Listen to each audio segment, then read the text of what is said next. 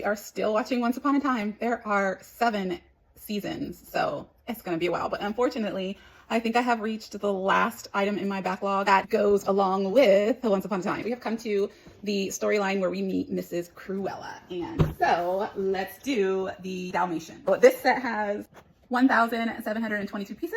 So this should take me some time. I could probably get through, I don't know, maybe a season? Half a season. I don't know. There's like 22 episodes per season, but this will take me some time to build as I build a little bit after work each day. So we'll see. I have a total of 12 bags. I don't know if anyone else kind of cuts the top of the box out so I can lay my stuff in there. It might be just me. But anyway, we have a small sheet of stickers. I wasn't expecting that. And then I also wasn't expecting us to have 4 books.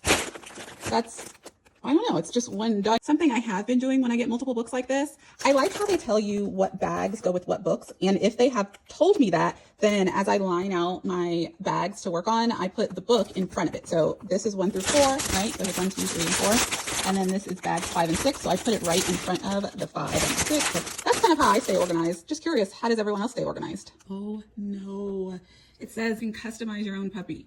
You can do Patch, Penny, Lucky, Freckles, Roly, or Pepper. I am already so indecisive.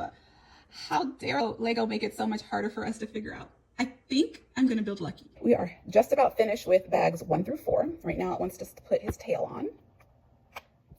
And then we have a choice between red collar or blue collar, depending upon which Dalmatian you're going to build. Since I'm building Lucky, who has a red collar, we're gonna now do the step for red. The next step is to build the name tag, and this is when our stickers come into play. So you're going to find the one that is for the Dalmatian that you're building, or you can always do just a star if you want. I'm going to have the one that says Lucky, so let's do that. And then that is just going to clip into this piece we have here for the dog tag. And we are done with the first book, and this is what we have so far. We have a tail here, some leg holes, some more leg holes. We have a couple of spots already, and then of course we just did the collar and the name tag. This is where we are after bag 5 and 6 gave us the 2 hind legs. Bags 7 and 8 gave us the 2 front legs.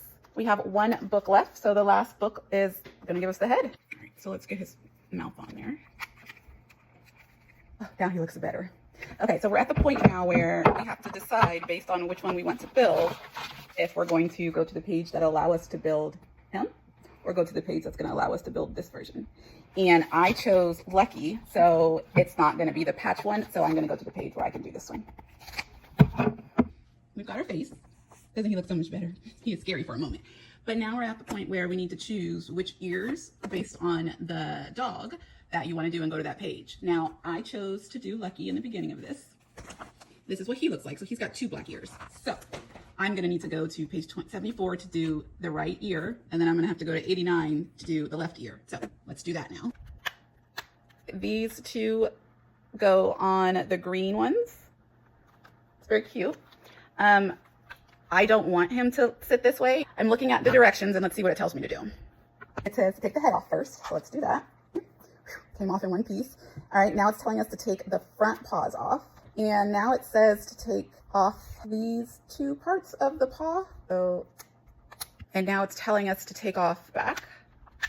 Remember I took off the 2 parts that made the paw.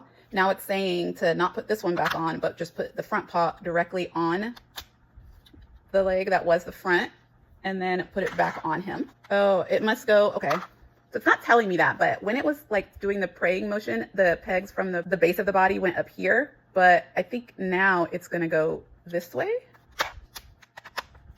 Okay, yeah, that makes sense. Okay, so now he's gonna be upright. Okay, front paws stay exactly how they were. We just need to put them in the front now.